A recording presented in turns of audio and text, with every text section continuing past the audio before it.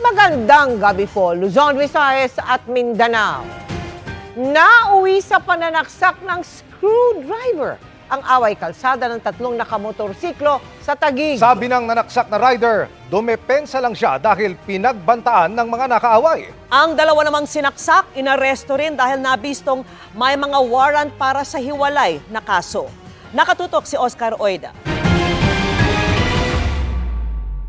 Nakabibigla ang laman ng video sa social media kung saan makikitang inuundayan ng saksak ng isang rider ang mga sakay ng isa pang motorsiklo.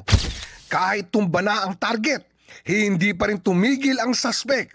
Hanggat sa naglakad ito papalayo na animoy walang nangyari. Natsyempoan namang may nagpapatrulyang pulis sa lugar kaya agad na aresto ang suspect. Yung pulis natin nandun, yung patrolya natin, kaya yung sinasabi nga kanina ng TMO, nakita nila yung mobile patrol natin na nandun, nakapag-respond kaagad at nahuli nga itong suspect natin. Ito, nung pagtawag ng pulis, actually patakas ka na eh, no? Paalis na siya eh.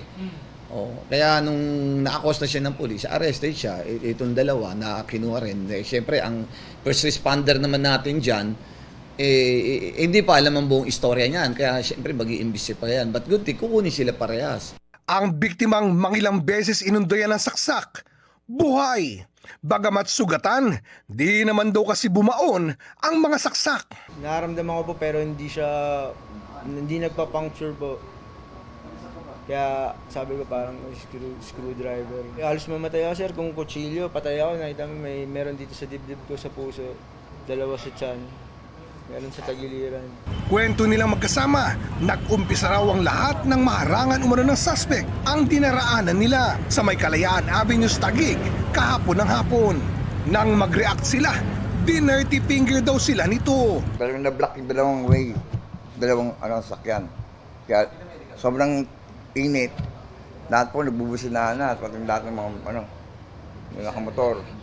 Kaya ngayon, ginawa ko, nag-rev ako ng malakas para makuha pansin niya.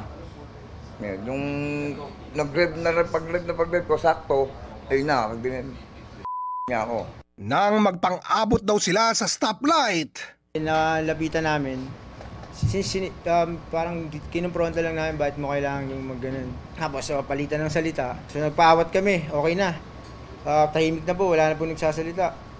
Hinintay na lang namin mag-go, bigla siyang inistan niya yung motor niya, binuksan niya yung compartment, kinuha niya yung screwdriver. Yun na po. itinanggi naman ng suspect na nag-dirty finger siya. Kaya lang daw niya nagawang manugod ay dahil pinagbantaan siya. Gawa po nung galit na sinabi sa akin na huwag daw po akong liliko. May kakalagyan daw po ako. Pero yun lang po yun eh. Inataw na po ako ng helmet eh. So dinipensahan ko po.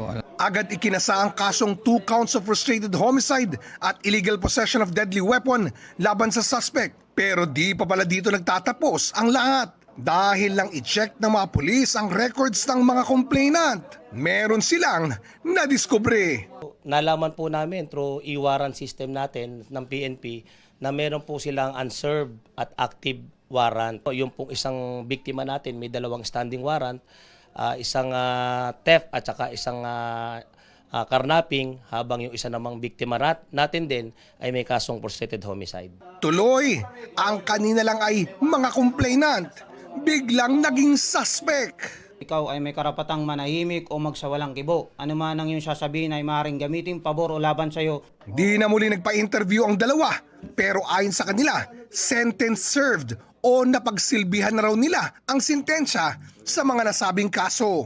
Kami po ang nag-serve ng warrant, kami po yung magre-return warrant sa court. Malalaman din po namin dito kung ano po ang status ng warrant na na-serve nila o na naibigay nila. Pero sa ngayon, pasamantala, sila po ay i-hold muna namin. Oscar Oida, nakatutok, 24 oras.